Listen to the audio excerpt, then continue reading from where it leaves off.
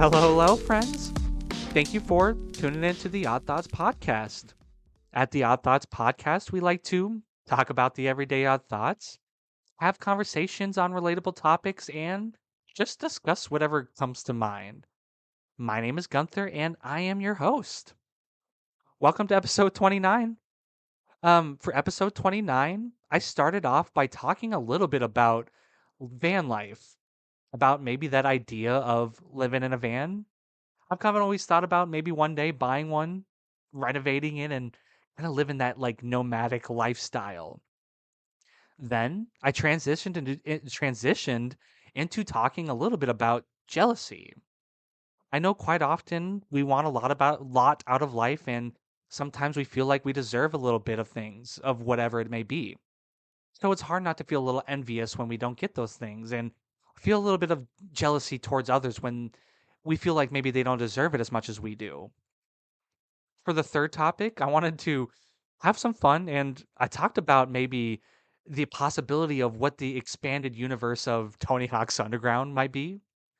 Tony Hawk's Underground is one of my favorite video games of all time, and I've always kind of loved expanding universes in games and movies, so I thought it'd be fun to talk about expanding the storyline of Tony Hawk's Underground. Then I ended it on talking about an article that I had read that was just shouting out basically, at least to their opinion, 10 of the best horror RPGs of all time, horror role playing games. And some of those were some classics, and I definitely think that some of those are some of the best for sure. But if you want to listen to any of these topics, I appreciate you tuning in. Thank you for stopping by. Please enjoy. Hi, how's everybody doing? I hope y'all are doing okay. We're getting pretty close to Thanksgiving. I hope that a lot of people have family coming in and are finding a lot of things to be thankful for.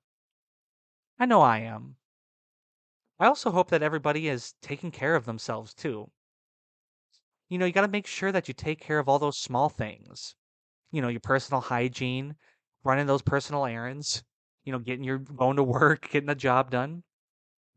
It's hard to feel like sometimes you have your best interests in mind when you're kind of just going through those like mundane everyday tasks. You know what I'm saying? You're kind of just thinking about survival sometimes. Trying and failing is a part of what we go through, though. You got to think of that. Sometimes you have to venture out and do a little bit of something. Despite what others are going through, all you have is yourself sometimes.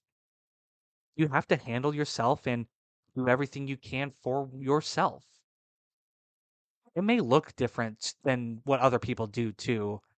Nobody may ever understand what your circumstances as well.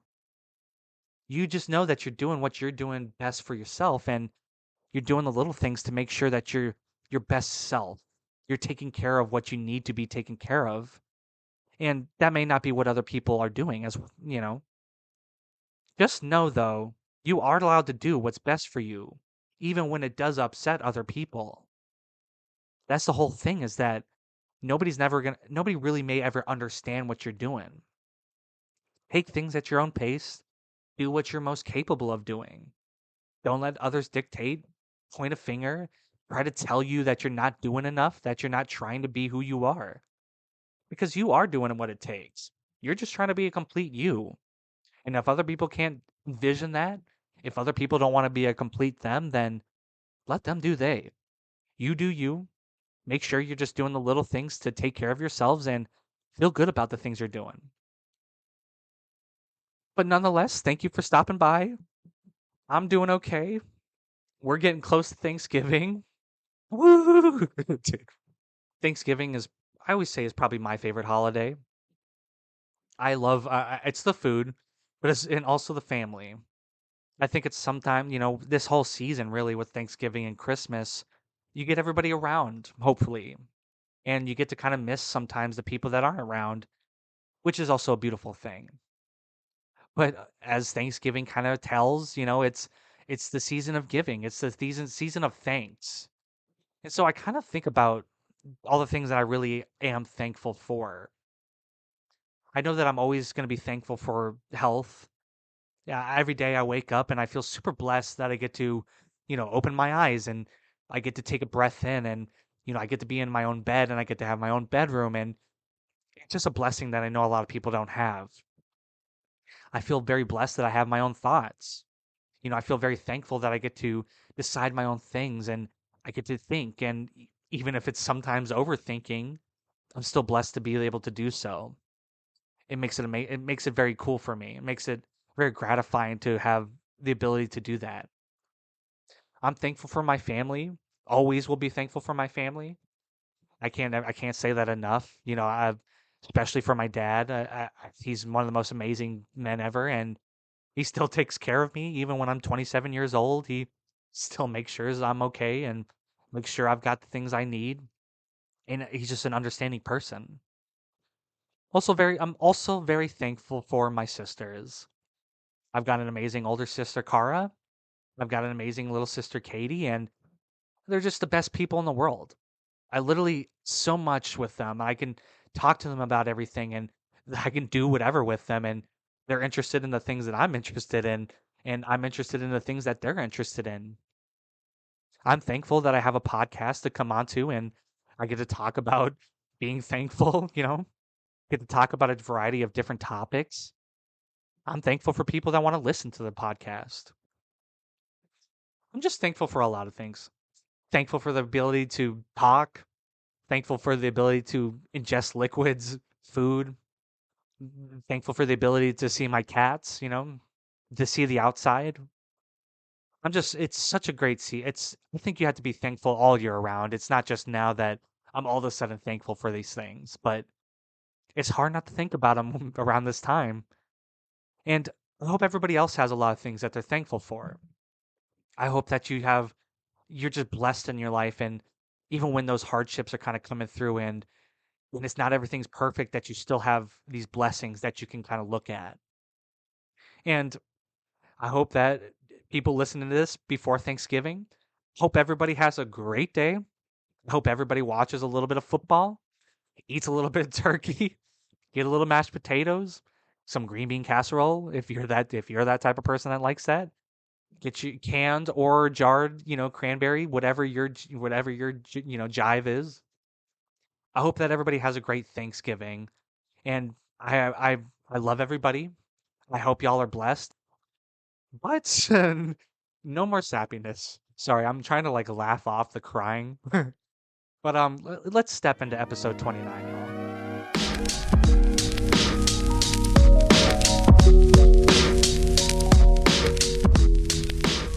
My dream is to one day be in a position in my life to hopefully live like a little bit more carefree, as we probably all do. I think about one day maybe trying to be a more well-traveled person, hopefully I get to that position in life where I can kind of be a little more adventurous, travel across the world. I'd love to be able to see beautiful countries and other nations and even just across our own place, America itself. I think maybe, living across the seas is going to take some time in my life and that's an exciting thing, but I think I'd have to be in a more exceptional position for that. But I kind of love thinking about the idea of being maybe a little nomadic in a way in America with the popularity of like van life kind of taking over. I know that I've always been really interested. It seems like it's become more possible. I think it'd be kind of cool to kind of just go wherever my mind wants to be, live wherever I can, think wherever I think is most susceptible to me in the moment. Before, like, it's so funny to think about even before van life was a thing. There was definitely people living that kind of caravanning, nomadic lifestyle before across like even before America, right? In other nations. But like now it's like a thing with the beauty of, automobiles and the advancements in machinery and just I think a generally a more safe adventure across America, you know what I'm saying? It makes it a little bit like more intriguing of thinking about trying to do the van life thing. I love thinking about just being able to pick up and kind of move. And I mean, it comes with all these kind of good aspects, really, right? at least I could think of all these great things, You get to travel, which is something that I want to do so bad. Every time I think about me having a little bit of money in my life, or if I get into a better position, that it's probably like one of the main things I want to do. And like I said, I want to go overseas one day, but starting in America, just seeing the beautiful country we have here is a good start. It's not a bad start. And just being able to do or go kind of almost wherever. If I want to live in this state or this city or whatever it may be. Kind of like that. And if it's too wintry in one spot, I can move somewhere a little warmer. And I just think I'm not a very adventurous person now. So who's to say that if I got a van, I would still be that adventurous? How deep into America would I go? Up in the mountains and back countries of wherever. But I think about all the good aspects. Obviously, logistically, there's probably going to be some cons to the van life. I think about like how hard it probably would be to find space consistently. There's like RV parks and a lot of parking lots kind of are open to people parking and staying, overnight, some places. But that always kind of feels a little loitering to me. Not in RV parks, but like in a Walmart parking lot, you know what I'm saying? And I'm thinking about like things like food. If I had like a little mini fridge, if everything was kind of perfect with renovations, then that's nice. I could also always be kind of consistent on trying to pick up groceries every day or trying to find like food for every day. But you're gonna want to store certain things, and there's definitely certain things that I could just like store, like canned stuff and some snackies for me. You know what I'm saying? Chocolate. I don't need to think about always getting the fresh stuff unless I'm gonna cook that fresh stuff. Also, just like using the bathroom, showering, those basic necessities that you have in a house or an apartment, hopefully. That would be, I obviously this feels a little different when you're stuck in a car and in just traveling around or obviously I'm gonna have to try to do things to distract myself. So probably do a little bit more like active things, activities that are active. Go on a few more hikes and walks and maybe if I had a dog with me, I just like thinking about using a bathroom, using the shower, making sure I'm always within access and planning my trips for that stuff. I might get like a gym membership to help, you know, make that easier, but would I wouldn't be working out? Maybe give myself an excuse to also work out, at least for a little bit, just look like I've done a little bit. Really just here for the showers, man? But also, like, what if and then, like, really, like, a big thing for me, I think of more so is when things break down. Like, what if my van broke down, and I've got all these kind of renovation things, and I don't wanna mess anything up, and the wiring's maybe particular to a certain way, and that would just be difficult. So I try to think about maybe, like, more so I try to keep it pretty simple, you know? I like the idea of, Sprinter vans have kind of become the more popular decision, but back in the day, the VW, the Volkswagen buses more so, sorry. I think that'd be kind of fun. I really just like as long as I have a good bed and my phone is something that like I have mostly access to things and maybe I could have some way of getting like a hotspot or being able to pick up connections at different places, but I find myself to be pretty simple in my existence in general. So with the van thing, I don't think I would really need to do much. But I was reading about like some of the expenses that it kind of goes with. And some people it says like 800 to maybe $2,000 per month in expenses, which that's kind of hefty, but you kind of think about like if you live in an apartment, then you might be paying the kind of the same thing, right? So that's not bad. I don't think that would be that bad. And then I was reading that some like if you were to get like a new van, like one of these like Sprinter vans or whatever, that it could be anywhere from like 41,000 to 66,000, which that's kind of what a lot of some cars cost. Not a lot of cars, but some cars cost that. And you would think for a van with a bigger size and bigger capacity for things that it would cost a little more. And it takes about 10,000 to $20,000 in DIYs. So you can maybe like do it less and you need less amenities, then I think it probably costs a little less. But I think when it comes, there's like I don't know what the checklist necessarily is for a van, to be good for van lifing, but I'm sure there's like, certain, amenities that people do like, and that's what's factored more so into it. There's a lot of companies that do them too. I catch them on Instagram and Facebook all the time, and some of them are kind of decently cheap. They'll do it for like $60,000. I mean, when you think about maybe if you're getting a house and everything kind of equates, so that 60,000 putting it into a van isn't necessarily that bad, or especially if it's your home in a theoretical sense. But some more of those like premium luxury ones are like 250,000.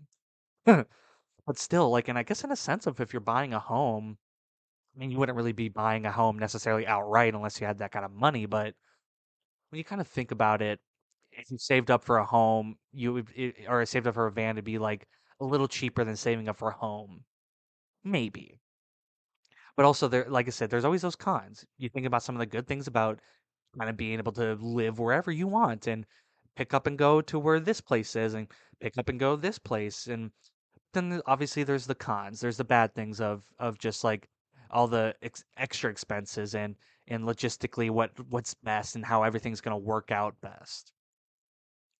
But I like I don't know if I don't know if I would necessarily be able to handle that nomadic lifestyle. I think I can, but the van life might be a little bit too much.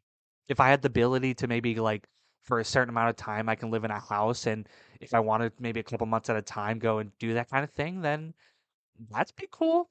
That's, that seems like a pretty big luxury though. I don't know if I could dive strictly into that, but it's so intriguing, and maybe if I'm in it, then I should have a little more confidence in myself with that if I'm like in the middle of living that life, that maybe it's really not that bad. Like it's like I can maybe handle it a little more. It's I like camping. I mean, I can rough it with camping, so it's just a little bit of a better situation. It's not just a tent on the ground. It's a metal tent with wheels on the ground. But I think I just really think about wanting to see. I'm always so like enamored with like the northwest of America and like the northeast. So that's where I kind of head, is like those places and up in the trees and the more mountainous, rocky areas.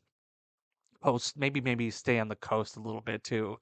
Especially with like I just want to see like the old part of America, the kind of 13 colonies parts, and so going to the northeast seems more intriguing.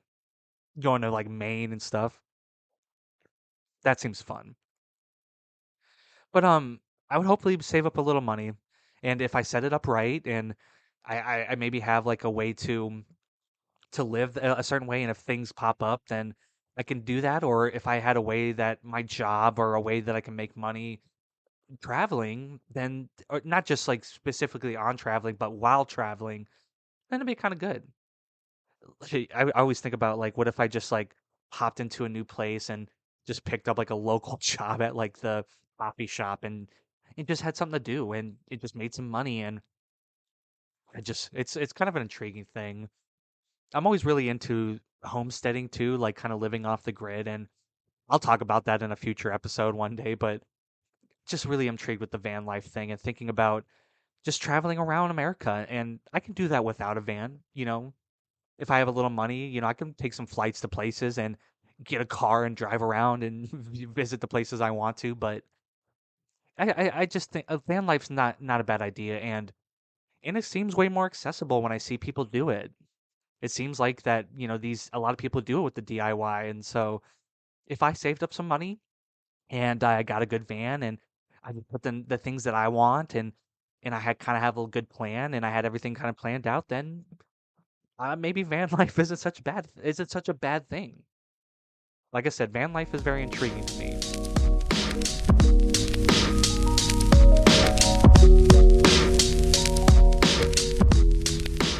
As people, we all want something out of life. Outside of just our basic needs, maybe there are things or opportunities that we as people we feel we deserve, or we at least we have a strong want for. When others are kind of living a different existence as us, one that we view as maybe better, or like I said, just different, there can be a view that we want that.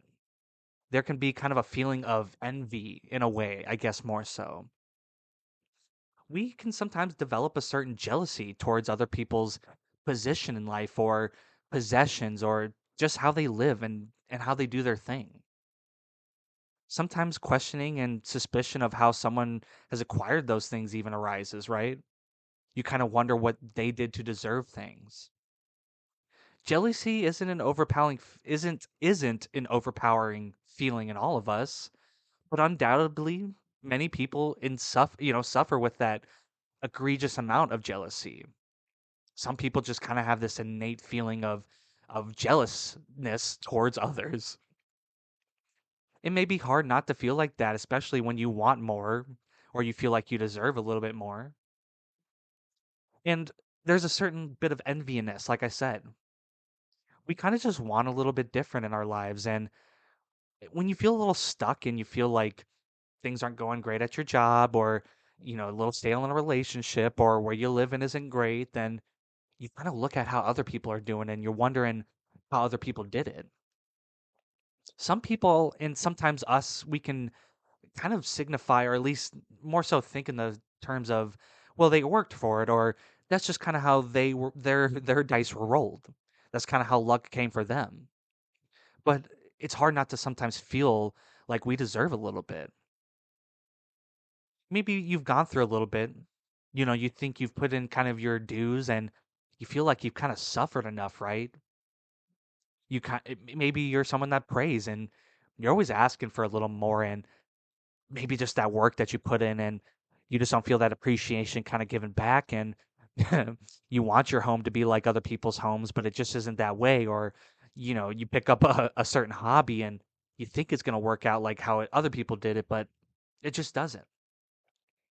So a little bit of jealousy, right, it's not necessarily something that's super bad.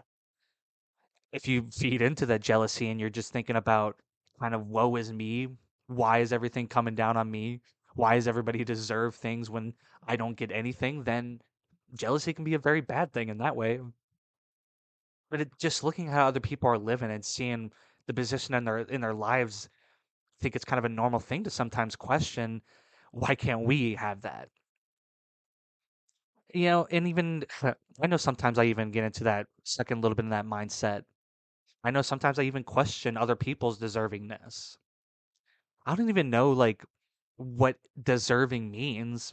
I don't know what the outline is, You try to be, at least if you try to do certain put yourself in certain positions, be a good person, be decent to others, work hard at your job, that maybe it does put you in a certain deserving position, but it doesn't come that easy. And we often maybe see people that we feel like aren't doing the same that we do, and they have way more. At least have way more in like the sense of what we want. I think we kind of hone in on those certain aspects. We maybe don't necessarily hate the person, but we kind of hate what they have. You want a job and you want a raise or a promotion in your jobs. I was trying to think of promotion, but you want something better in your job, and new people are coming in and like taking the higher positions already, or they're getting paid a little bit more than when you started, and that can be feel kind of like an attack towards you, or feel like it's kind of a spite towards you, and it's hard not to feel jealous on that. You don't necessarily hate the people, you're kind of mad at them, and maybe you have a little bit of a hatred towards them, but you don't hate them as like people personally. You just hate that they kind of earned that position right off the bat. You don't know necessarily what that other person went through, right? I think it's that fine line of you just hate what they have and not necessarily them. Um, it can change, I think, a lot of times the drive you have and like the outlook you have in life. You kind of start to think about like, well, I can do all this and I can put in all this effort, and it's just never going to turn out that way for me. You kind of start looking at how everybody else is doing what they're doing, and you're like, I'm doing the same thing. Why can't I just do that? Sometimes even maybe you decide to exactly enact a certain plan that someone else did. And you're kind of like, well, it's not working for me. Why did it work for them? I don't really know necessarily like what the plan, or, what the idealistic way of living is, right? What puts you in the best position to receive what you want and receive even sometimes just those basic needs. I don't know necessarily I don't know what that looks like. I don't know how to put myself in that position. I know that I sometimes would sometimes think that, especially with work, that I do so much and it feels like the response is just not the same. Or I feel like, I'm trying to be a good person to people and I try to make friends, but, people just don't really hang out with me or they're just not around me. Why do other people have friends? It seems like they're not as cool as me. A little self-centered to sometimes think like that. I don't mean to though. I felt like I used to think very much so as that woe is me. And I think a lot of people do think that way. You kind of have that idea, the kind of presence of that woe is me-ness, that you kind of just fill yourself with that oh, nothing's ever going to turn out good for me. It's hard not to think that way sometimes. But literally luck, right? I think sometimes people just have a little bit more luck than you do and there's nothing that's going to tell you what luck is and you can pick as many four-leaf clovers as you want and go get your fortune told or whatever and think that you can switch a fortune or your luck in any way, but it's just sometimes that's just how life is kind of put out there. And I don't know necessarily if we're destined for things in our life or if it's total free will or if there's kind of that balance, but it kind of feels like there is a certain element of luck. Sometimes people just kind of roll the right dice for a certain moment. But maybe that certain good in their life right now then doesn't feel so good later and fortune turns upside down. You were jealous at this thing and that thing, but then as time kind of goes on, maybe it doesn't seem as appeasing to you. Or maybe that like once you actually achieve these things that well actually it doesn't seem that great. I don't know why I was so mad and had such envy for and such jealousy for this thing. And now I'm here and I don't feel so great about it. Maybe it comes from a little bit of the stress that you kind of put on and a little bit of this overhypingness and this overthinking of what could be and how your ability to handle a certain thing or whatever your capableness in that way. I think we're always focused on all we want and not necessarily all we have all the time. We can like look at the things that we feel sometimes deprived of or we feel like we really want, we have this craving for, and we don't always necessarily look at what we already have. Sometimes these people that we're jealous of or the certain fortunes that they have that things, happen and whatever else, sometimes it's just they're kind of looking back at you and they are jealous of what you have. It's kind of a it's I don't know. I don't know how to describe that feeling of you don't really appreciate the things you have until they're gone, right? And then you're gone and you get mad about like, well, nothing ever turns out good for me. Oh, but when you were kind of looking at how jealous you were of people's lives, or you were jealous that you can't have this, and jealous of like why does this happen to others, and then it kind of just like you just never really feeling for feeding anything into the good things. No crap it would leave, no crap the good leaves from your life when you're not giving it its time. You got to kind of it's this fine line of balance between the energy of feeding into good and feeding into bad a lot of times. Kind of a little bit of the blindness to the great that sometimes we have. And like I said, I don't know if necessarily people are more deserving than others, right? That why someone's in a certain position or you feel like you deserve something and do you feel that you deserve more and you're more deserving or whatever, but I don't think there's anything that really destines that, right? So you're kind of destined to work a little harder at times. You kind of have to put yourself into a certain position more times than not. And a lot of times those things are going to miss. And I feel like the misses will seem so big and the misfortune will seem so intense because eventually when breakthrough happens, when you eventually get what you want or feel like you have what you need, then it kind of feels you feel overly grateful, maybe, hopefully. All of a sudden you're kind of lit, maybe, I always think that eventually when I kind of get the things that I want and I finally feel a little more comfortable in the position in my life, I really do feel appreciative of that. I think that it kind of brings another aspect of like, okay, well, maybe even a little bit of that shame of that I was, bitching and complaining, excuse my language, but you're kind of complaining about your circumstance for so long, and whether you need to kind of just speak it into the, existence, you need to kind of put the idea of out there that maybe at first it kind of comes off as jealousy. Maybe at first it is that kind of you do have that enviness and you're like, why do they have that? And why can't I have that? And what makes this? And woe is me, da da da. But then inevitably you'll have to flip that mindset. It's hard not to want more. It's hard not to want better in your life. So you're going to have to do something to flip that mindset. You're going to have to do something to kind of key out how other people's experiences are and key out how they made it to this place and how they got this and how whatever, everybody's paths are going to be a little bit different, and you might have to take a little bit of a longer, windier road, but maybe when you hit that certain point of the road, there becomes a side path that all of a sudden makes things a lot easier. But jealousy, I think, is a feeling that a lot of people have in their life. And it's not necessarily like you hate people or sometimes, it kind of feeds into a little bit of that darkness and that little bit of a anxiety and depression about your life, but it's hard not to just want more. So sometimes you feel a little envious. Sometimes you feel a little jealous of other people's circumstances and you feel jealous of other people having things that you don't have.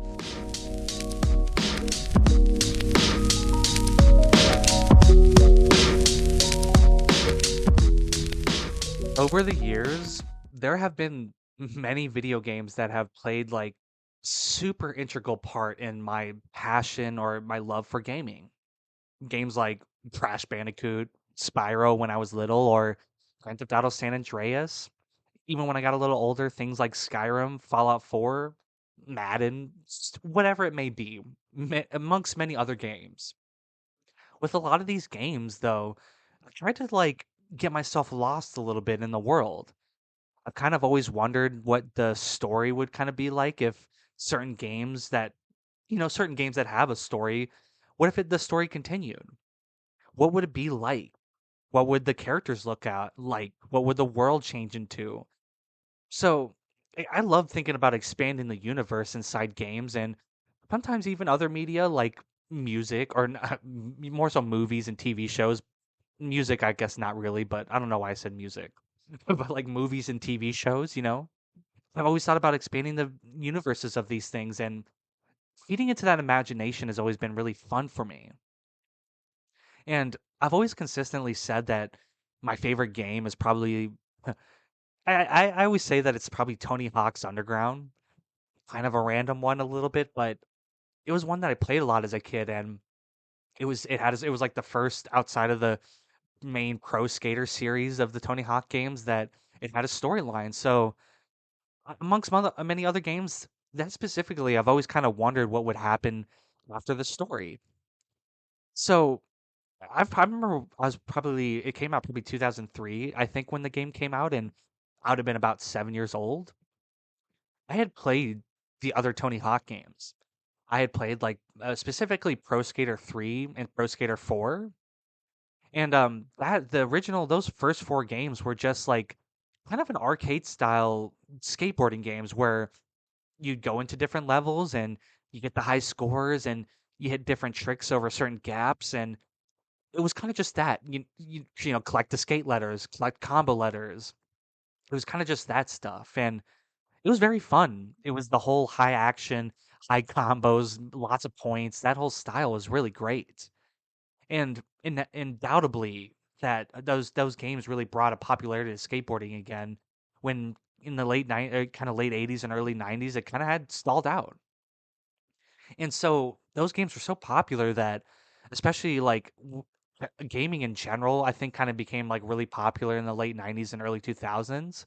At least had another kind of burst in popularity. So as games were kind of changing, Tony Hawk in the games kind of changed. all of a sudden it stopped being kind of that arcade style. And when they put out Tony Hawk's Underground, which was the first game after Pro Skater, that they wanted to be kind of a story. They wanted to have a storyline and kind of had like the players connect with the character. And so I'll summarize the game a little bit for you.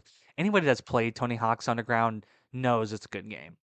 But you get to create your skater and you play as a kid from the suburbs of Jersey, from New Jersey. And you have a best friend and his name is Eric Sparrow. Eventually he becomes oh I won't spoil hold on. I won't spoil everything. Even though I just kind of did. But you guys just want to become professional skaters. So you have a big idea that like, you're kind of making your name around the scene and there's a professional skater that's coming into your neighborhood that's going to do a demo and it's Chad Muska. And Chad Muska is a professional skater, one of my favorites. And he comes into town and you guys like impress him with your tricks or whatever and the name, your popular starts to grow around your neighborhood and it gets back to the local skate shop owner who happens just to be Stacy Peralta. Fun fact, Stacy Peralta was part of those like the Dogtown kind of boys, those kind of that whole thing. Him, Tony Alva, Jay Adams. And also Stacy Peralta helped launch Tony Hawk's career, Rodney Mullen's career, Steve Caballero. It's amazing. So he's a big prominent name. But he just happens to own a shop in your neighborhood. And so he's like, "Hey, you're kind of dope. If I'll sponsor you if you can film me a sponsor tape out in Manhattan." So you end up going to like Manhattan and like you film a sponsor me tape, and he's like, "Oh, you guys are definitely dope. Like, I'll send you out to Tampa, and I'll sponsor you for a competition." And in a real life, there's a competition out in Tampa, Florida, called the Tampa Pro Am, and it's a big skating competition. So you and your friend Eric go to the competition, and as you're checking in, Eric gets in, but you don't get in. A little suspicious, but you kind of just whatever. Maybe there's one spot, yada yada. But that kind of starts the strife between you and your friend Eric in the game. But you manage to impress some judges, and you become like an alternate for the tournament, and then eventually someone drops out. However, that happens, and you get to skate the tournament. And so shred the tournament, you win, and you get a chance then to become a professional or not a professional skater, but an amateur. And so there's like six different teams you can pick out in the game or whatever, and you pick one of the teams and you fly out to Hawaii and or not Hawaii, but San Diego first, and you basically do like a demo and you're like partying with your team and you're like celebrating or whatever. And after one crazy night, you like wake up the next morning and Eric Sparrow's there, your friend Eric, and he got on the team too miraculously. And that, like I said, so the stripe's kind of there already, and you kind of just avoid each other. You guys do the demo out in San Diego, and next on the stop is Hawaii, where you film your first like official part for the team. And you're kind of busy like filming everybody else's like parts or whatever, helping other skaters on the teams, and eventually you want to do your part. You have like a big trick that's going to be your ender, and you're trying to find someone to film it. Who comes along? Eric comes along and he says that he can help you film it. And oh, it's cool, dude. I'll help you film it. It's the old times, bad things in the past. And he films this trick, and it's like a gnarly, like McTwist between two hotel rooftops or whatever. And it's just, something maybe that wouldn't happen in real life. Maybe I don't know. Some guys are gnarly, but then you land a trick, and he's like, "Oh, I'll turn the tape in for you. Don't worry about it." And he turns the tape in, and you're like, "Oh, okay, that's everything's fine." Next on, you go to Vancouver, you state in another contest, and this contest is when the next pro is supposed to be announced. It's called the Slam City Jam, is what the contest is called. And when it comes to your part, you notice that your part's not there. But whose part's there? Eric's part's there. And so he does this, he has this gnarly trick, and your trick's not there, and all of a sudden he becomes pro. And so you're kind of like pissed off, and so for them, when it comes time to actually do the contest, instead of signing up as an amateur, you sign up as a pro because you're pissed and you think you deserve it, which you do deserve it. And you win the contest, and so now you're forced into becoming a pro, which is kind of lame, but it's whatever, still towards the goal. And you then the next plan in the tour is you're going to Russia, and all the professional skaters are going to Russia and having like a world tour world demo type whatever thing, skateboarding extravaganza. And you're basically avoiding Eric the whole time until, one night you guys are partying, you get drunk, and you meet like a Russian guard, and he allows you to get in a tank with him, and obviously chaos ensues. You crash the tank, they hopped out, but you got trapped in the tank, so you're left to blame. You get kicked off the team, you're trapped in Russia all of a sudden, and then like you find a way to escape Russia, and you get back to the States, you get back to your old neighborhood, and you're thinking like, man, this is crap. Like Eric stole my footage, and he's reaping all these benefits that I deserve, and I'm not a pro anymore. So what am I gonna do?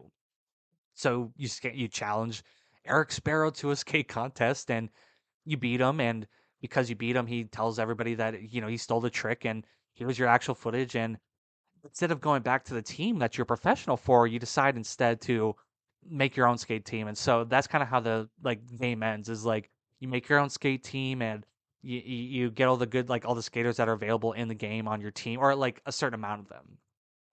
But that was like I literally remember that game so vividly and thinking like, man, screw Eric Sparrow. I just want to be a professional skater, man. But it was a good story, man. At least to me, it was a good story. And I had love for skateboarding at that time, and I still very much so have love for skateboarding. So I was so drawn to that game. But I always kind of have wondered like what would happen next. They did put out an Underground 2 game, but it's kind of loosely based off of Underground the first one. You create a skater that could be the same skater in the first Underground, but it's not. It isn't. And Eric Sparrow is in the second Underground game, but he's like brought down to be just like a whiny little like it's he's just different. So I don't consider that my canonical Underground 2, man. So I've always kind of wondered like what would be kind of like what would be the next step in that story. I've always thought about like, what if you kind of start your own team, right? So what happens after that? And maybe like mm, that's kind of fun. Maybe that the skate company becomes like the number one company in the world or something like that. And like you have all these great skaters and yada yada this, and maybe there's like one, star skater you have or whatever, and he's like, kind of trying to break away from the team, and he thinks he's too good from the team, and he's trying to like he starts his own team or whatever, and so it's maybe like a battle, which is what Underground 2 was. It was kind of like that, where Underground 2 was basically Tony Hawk versus Pam Margera, and they like selected, they're a team of skaters, and you guys would go around the world and skate off, skate against each other and have different competitions and tasks and whatnot.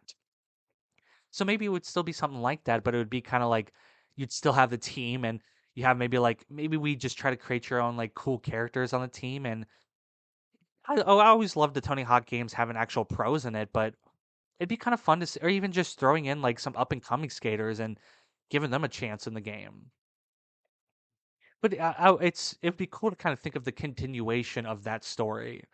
Maybe Stacy Peralta eventually like kind of joins. Maybe somehow he joins along with you, and you guys run this team, and Tony Hawk invests in it. I just love to think about that. They did other and Tony Hawk did other games that had like stories in it. American Wasteland was kind of the same thing. It had a story. And I think Project 8 was kind of like that, where you had to, you it kind of it had a story, but it was more so like you had to become like a top 8 skater amongst all skaters, yada yada. But I often think about like just a continuation of that story. Maybe like something happens to your skater, and maybe instead like the company falls through again, and so you kind of have to maybe go from like ground, block one or square one. Sorry, I was so confused. I was from ground zero, block one, and maybe you have to like build up your reputation again, kind of like you built up your reputation in the first one, but you kind of have to do it differently because you were a big name and everybody's kind of got the scope on you, so you got to do it a little differently. Maybe like Eric Sparrow pops back up, and because he was kind of blacklisted too, maybe that you guys join forces. Sometimes, sometimes it's cool to see the villain and the hero join forces and in a later, sequel to whatever. it's not always the worst thing. So, maybe that's kind of what happens. Maybe and Eric decide to like join forces, and maybe he becomes like, I don't know. You could also just always do like a different story. I think about maybe if I just had my own Tony Hawk game, maybe I don't have to think about creating a continuation, right? If I could just write the story for a Tony Hawk game. I've always kind of liked like Tony Hawk's story is that he was a pro skater at a pretty young age. He was discovered by Stacy Peralta at a really young age, along with Rodney Mullen, Steve Caballero, all these guys. And so it'd be kind of cool to maybe think of a game that centers around like a group of teens that just want to make it. And they kind of and they maybe don't make it professionally on like another team, but they kind of start their own little crew, and they do a couple of these things, and they maybe do a couple competitions, and they do some gnarly skate tricks and some gnarly stunts, and kind of get the wheels turning, and then eventually by the end of the game they're kind of earn the respect of the pros, which is that's just basically the plot of the movie Grind, if you ever seen that movie. It's literally that's like the plot of that movie is a group of guys who just graduated high school, and they don't want to necessarily, one of them doesn't really want to accept, growing up, so, whatever, and so he wants to start a skate team with his friends that they all shred, and their whole big plan is to like travel cross country and try to impress a skater named Jimmy, who's from their town, who became a professional, yada yada. Jimmy was Jimmy was dude, if you know that reference, you're my friend.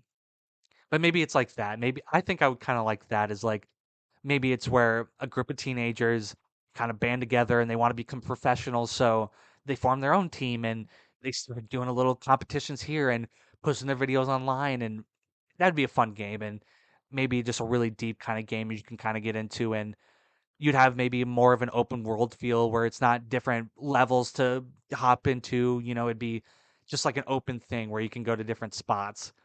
Kind of like what the EA Skate games are, you know what I'm saying? But I love thinking about expanding gaming universes like that, and especially with games that I love, like Tony Hawk's Underground. I love letting my imagination kind of roam. And maybe it's just more so just creating my own game, and it doesn't have to be under a certain title or AAA title, you know what I'm saying?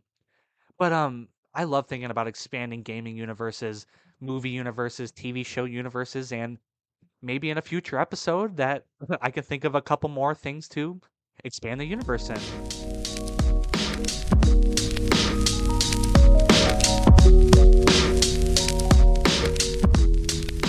Some of my favorite video games have gone under the kind of horror genre, the scary genre of gaming. I've also always learned that a lot of those games are kind of based in stories. They have like a good character and something spooky, and there's a whole atmosphere that horror games tend to kind of create. Games where you kind of just explore these really dark, creepy, fictional worlds, and quite often have a really tragic story behind it, or something very mysterious, spooky, whatever it may be. Those games are often referred to as role-playing games, where you have a character and you have a specific storyline. And I love those types of games. I love story-based games, and a lot of those games that are story-based that I've played have been under that horror genre. And so I was reading an article. It was an article done by Dual Shockers, and it was talking about the 10 best RPGs, horror RPGs more so. And I love the horror genre. I love like movies that are horror. I love games that are horror. And I was kind of thinking about how a lot of these are pretty popular games. They listed 10 very good franchises, or at least one-off games that till this day I think people will play, and some of these franchises continue to put out new games. But I thought it would be fun just to kind of highlight them, and like kind of just I don't have to get too in depth. I'll keep this topic a little shorter, but just kind of talk about each one and talk about if I played it, or kind of talk about if they've been good, and talk about if they're still pretty prevalent. But the first one they had on the list, which is just like the perfect game to kick off the list with is Silent Hill. It's made by Konami, was who made Silent Hill, the whole series, and they have a total of 18 games. Their first game was in 1999, literally called Silent Hill, and their most recent one is 2014. It was a game called PT, which stands for Playable Teaser, which isn't very creative, but it was a game that was supposed to be a Silent Hill game, but just didn't come to fruition. It was supposed to be done by I think Guillermo del Toro, like was kind of connected to it at like for a split second. And then it was also supposed to have Norman Reedus as like the main character. But right now they have two in development to be announced.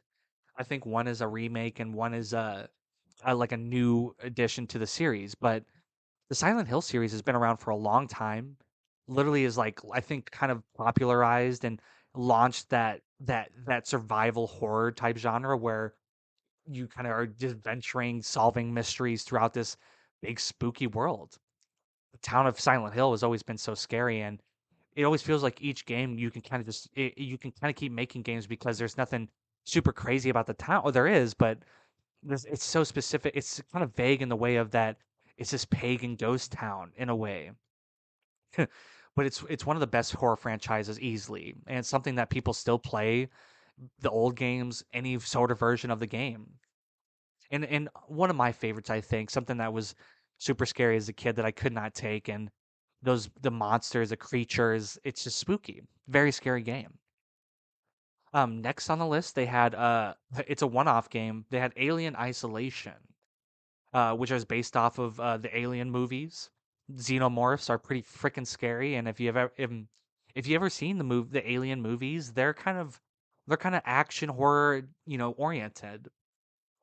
And so they Sega made in 2014 made Alien Isolation, which is just it was at the time incredibly spooky and very hard game when it first came out because the xenomorph in the game, the alien, has a like an AI, and so it wanders through the map, but it kind of picks up on you as a character's like tendencies, and it kind of starts to read what you do, and so even though when you're trying to hide from it, it starts to pick up on how you behave and picks up on your patterns. Eventually, I think they kind of patched it, and so it made it a little easier, but that's kind of spooky to think about how real that is. You're getting hunted by something that kind of has, even though it's AI thinking, it's still a free thinking thing as separate from yourself. And so that's pretty spooky. And Alien, those movies are pretty scary. I think at least those xenomorphs are pretty scary. And so Alien Isolation was a pretty perfect game. And maybe if they made another one or just made like another Alien game that's kind of in that same realm. Next on the list, they had Amnesia. And that was a game that I remember it when I was kind of in high school becoming popular, and when I started kind of picking up on YouTube gaming videos, that was a game that literally every single YouTuber played, every single one. And Frictional Games is the people that made it. I don't think they've really done too many other things, but there's four games in the series so far. The first one was The Dark Descent, is what it was called, Amnesia: The Dark Descent, and the last one was this year, The Bunker. But it was kind of a survival adventure game, kind of a little bit more than just kind of trogging along, just a empty map, kind of avoiding mysterious and creepy creatures. It was more so it had some puzzles to it, and you kind of had to figure out some lore to the story, and you had certain mechanics that you had to take like pills so that you didn't go crazy, and there were certain like monsters that would come, if your sanity got too low, and so it offered a kind of a different experience than just going through a spooky level, even though it definitely did that in tens and fulls. I never played any Amnesia. I played a little bit of I played Silent Hill, I played Alien Isolation, but I've never played Amnesia. But that was a game that kind of came and it was really spooky, and a lot of games started kind of being inspired at that time of that kind of revival of the survival horror kind of. After that, the next game they had was a game that I kind of vaguely remember, but it's called Layers of Fear. Made by Bluebird Team is what the name is called. The name of the publishers or the people that made it, developers. They have three games. The first one was 2016. The last one was 2023. All of them are called Layers of Fear. But this one was a little different than just like this survival aspect. It was a more of a psychological kind of horror. Kind of like I think it's you go through different layers, levels, and just it's like random jump scares happen and you get chased by random things and it just is more so kind of just messing with you the whole time. Which is well, which is a great game. That's not bad. But you're not necessarily trying to like figure out anything. I think it's just trying to make it from point A to point B, which I think in most horror scenarios, if we were talking about real life, that's probably more so what it is. But I didn't play those games. I think I kind of remember watching some videos on them, but I didn't play Layers of Fear. Next on the list was Outlast. And Outlast came out around the time of Amnesia. It was right about that time. Well, a couple years after Amnesia. But the Outlast series was great. I remember I played the first one. It was made by Red Barrels, is the name of the developers, the publishers. They have three games. The first one was 2013. Last one was 2023. The last one was the 2023 this year. It was called the Outlast Trials. And I do think that game took a little bit of a step away from what the other Outlast games were, which were just like survival horror, which very popular, like I said, and kind of revamped in the early 2000s. But that one, I think those games took place in a mental hospital or like something like that, an abandoned hospital, and you come in contact with just extremely weird people, and it kind of gives you that kind of spooks. Makes you just feel uneasy in that way, and you're being hunted down by some of these like formed and differentiated people. I do remember playing the first one only like once or twice because I just can't handle like jump scares that much. I love scary things, but I don't want to be like jumping the whole time. I'm like playing like a scary game. But the next one is Resident Evil. And I thought that one's perfect. Resident Evil, that's I think anybody can play that game and it's kind of balanced on the side of survival horror and action horror a little bit. The games have always kind of been more surrounded around just making it past zombies and not necessarily like killing as many as possible. But classically made by Capcom, there's over 30 games in that series. First one was in 96 called just Resident Evil. 2023 was the last one. It was a remake of the fourth one, which is something they've kind of done really well is they've remade the first four so far, as well as like keeping adding new additions to the series. Like the last one, the eighth one was creepy and very scary, and a lot of people loved it. But I think it's a pretty classic zombie game. But it's not the zombie games where like I said, it's not about mowing down as many zombies as possible and trying to take out everybody in sight. It's kind of about getting past them. And you only have a few bullets, so make sure you use it on the right zombies. A couple like puzzle solving elements and they were really good atmospheric games and created a lot of great characters that people kind of remember. And also the movies were awesome and told a whole different story to the world. I actually skipped over this one, but next on the list is Dead Space. Those games are incredible. At least the first two. They were made by Electronic Arts, EA. I think the first one was made by someone else, but EA had bought out Dead Space. And anytime EA gets their hands on something, it's probably going to be a very vapid, dead game. So I remember the first two were really great. That third one was terrible. But they have 7 games in the series. I don't know like what the other games were, but I remember the first one was 2008. And I remember playing the game on PS3, I think, and it was just it's space horror. That's just a totally different vibe, you know?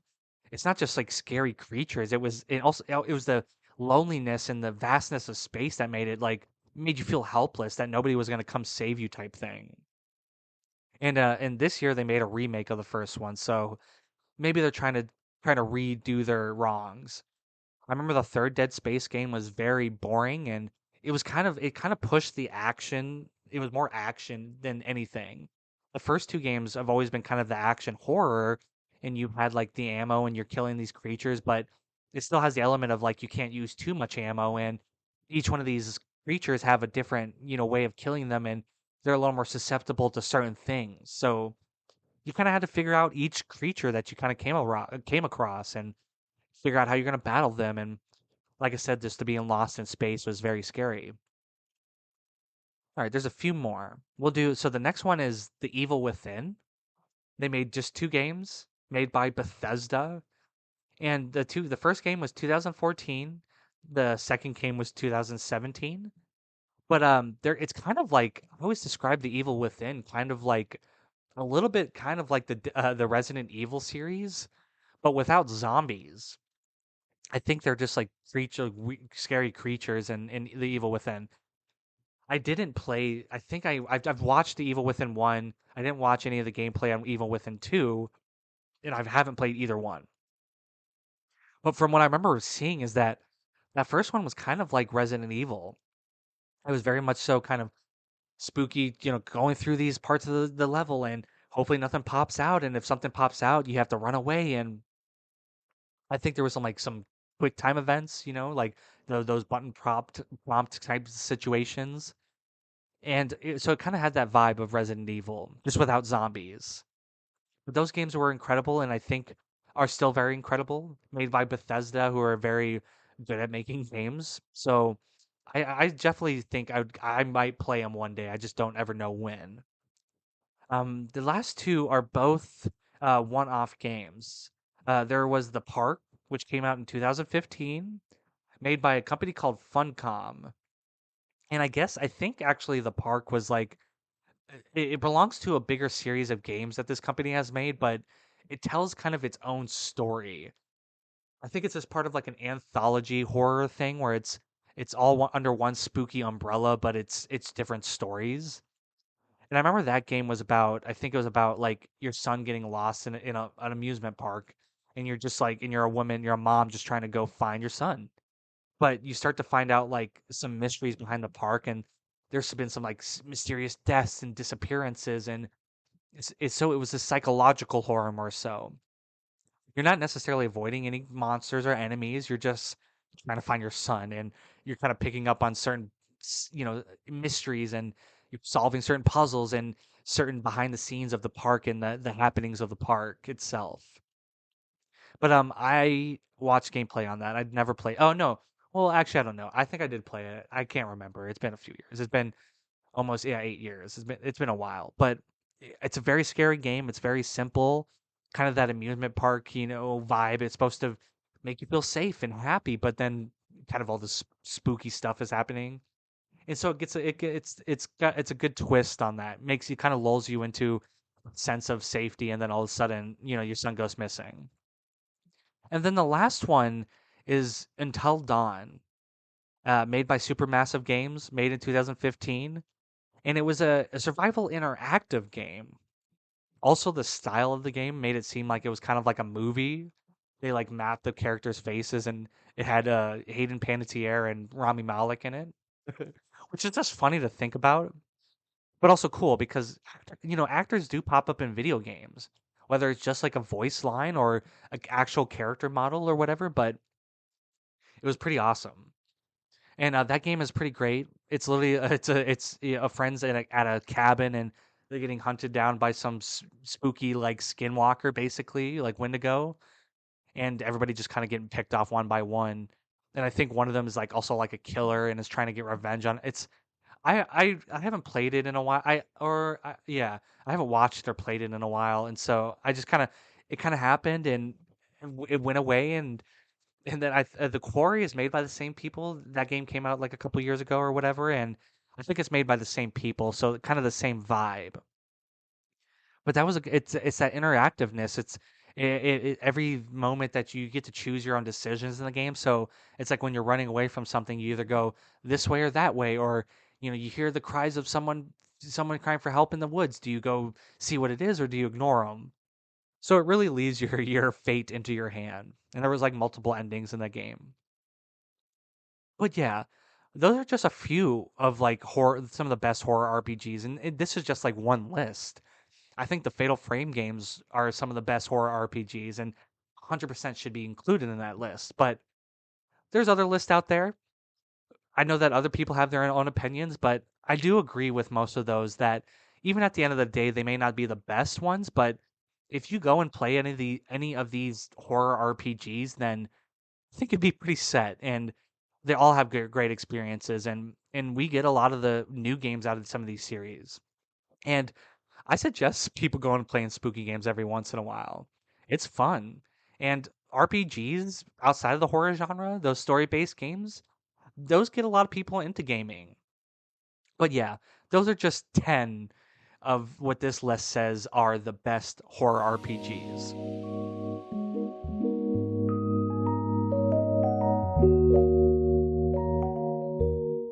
Alrighty, friends, that's really all I have to say about that. I appreciate y'all tuning into episode 29.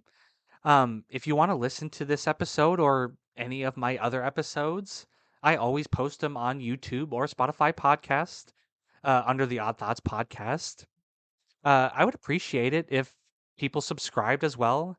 Any support I am very grateful for. You can also follow me on a few of different social medias. I have a Facebook, I have Twitter, I'm also on Instagram. I'll link all those in my bio or in the description as well as my YouTube like channel bio. But nonetheless, I appreciate everybody for stopping by.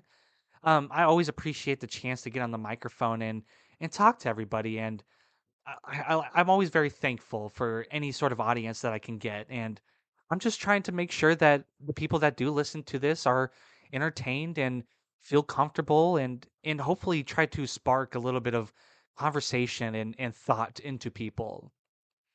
So I love y'all. Thank you for tuning in. Be sure to show up for yourselves every single day and be excellent to each other.